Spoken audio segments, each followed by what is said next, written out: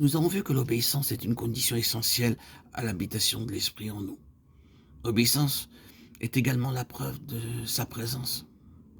Jésus nous a envoyé l'Esprit pour nous enseigner et nous guider.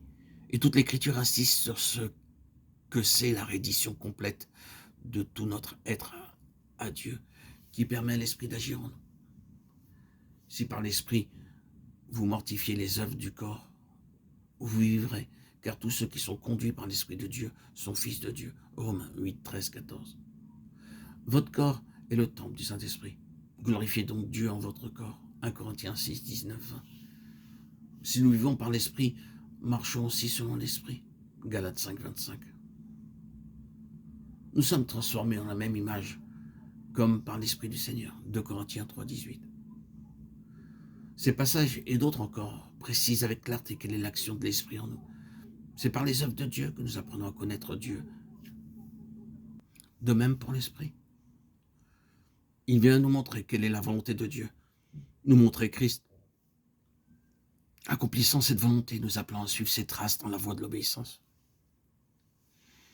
Quand le croyant consent à vivre de cette vie de l'Esprit, à mortifier la chair, à suivre Christ, à laisser agir l'Esprit en lui, sans douter de son action, il éprouve et sait bientôt que l'Esprit est à l'œuvre en lui.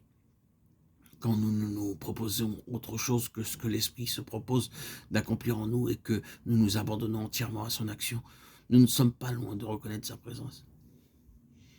C'est en nous disposant à obéir à Dieu, comme Christ lui obéissait, que l'Esprit rend témoignage à notre esprit qu'il demeure en nous. Nous le connaîtrons plus intimement encore quand nous ne nous bornerons pas à le laisser agir dans notre vie extérieure, mais que nous rechercherons quels doivent être nos rapports personnels avec lui. Le mot foi nous indique l'état d'âme que l'Esprit requiert de nous. La foi a toujours à faire avec l'invisible, avec ce qui paraît à vue humaine tout à fait improbable. Quand la divinité s'est révélée en Jésus, sous quelle humble apparence elle s'est dissimulée. Pendant 30 ans, Jésus avait vécu à Nazareth, sans qu'on vît autre chose en lui que le fils d'un charpentier. Ce fut à son baptême seulement que se révéla son origine divine. Pour ses disciples même, sa gloire divine était souvent voilée. Et quand c'est dans notre être pécheur que descend cette vie de Dieu, quelle foi ne faut-il pas pour croire à sa présence?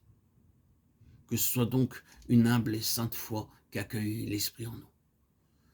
Ne nous contentons pas de savoir qu'il est en nous. Ceci ne nous mènerait pas loin. Prenons l'habitude, dans tout exercice religieux, de nous prosterner en silence devant Dieu, de reconnaître à l'Esprit la place qui lui appartient et de réprimer la volonté de la chair, toujours prompte à s'immiscer dans les choses de Dieu.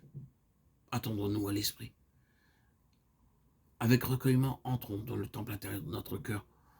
Voyons que tout y soit soumis à l'Esprit et demandons au Père son action puissante. Quelque peu sensible que nous paraisse d'abord sa présence, continuons à croire qu'il est là. C'est par la foi qu'il faut saisir les dons de Dieu avant de les recevoir en réalité. Aussi, sera-ce en continuant à croire en la présence de l'Esprit que nous en viendrons à savoir et à voir qu'il agit en nous.